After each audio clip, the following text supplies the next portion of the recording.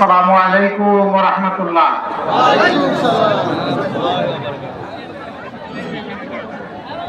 আবার সালাম দিচ্ছি, আসসালামু আলাইকুম ওয়া রাহমাতুল্লাহ।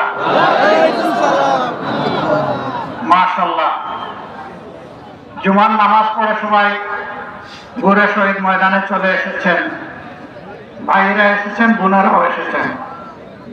আওয়াজটা হালকা হওয়ারই কথা, কারণ দুপুরের খাবার তো এখন আপনারা খেতে পারেন না। আপনারা কেমন আছেন?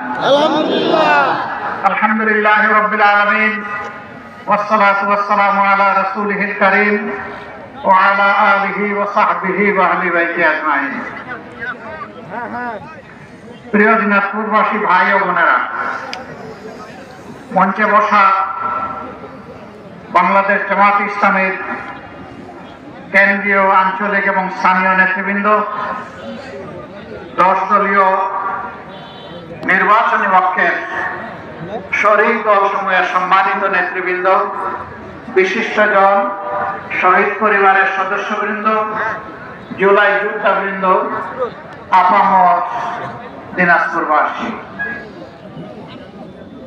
মহান রব্বুল আলামিনের শুকরিয়া আদায় করছি একটা পরিবর্তিত প্রেক্ষাপটে এটি দ্বিতীয়বারের মতো আপনাদের সামনে এসে হাজির হন। দুটি কথা বলার তৌফিক আল্লাহ তাআলা আমাদেরকে দান করেছেন। প্রভু পরওয়ারদিগারের দরবারে অসংখ্য অসংখ্য শুকরিয়া, আলহামদুলিল্লাহ।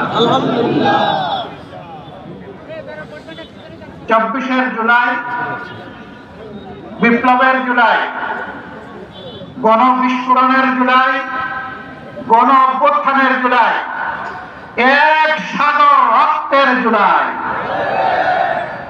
ও জুলাই না হলে আজকে এখানে দাঁড়াতে পারতাম না, কথা বলতে পারতাম না, মানুষের কাছে যেতে পারতাম না, মানুষের অধিকারের জন্য প্রকাশ্যে লড়াই করতে পারতাম না।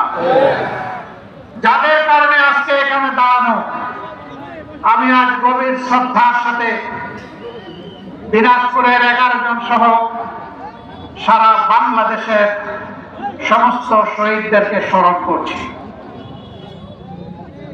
আমি কৃতজ্ঞতা এবং ধন্যবাদ জ্ঞাপন করছি সেই সমস্ত জুলাই যোদ্ধাদের যারা বুলেটের আঘাতে জর্জরিত হয়ে পঙ্গু হয়ে পড়েছেন, গুরুতর আহত হয়েছেন, মেরুদণ্ড আঘাত পেয়ে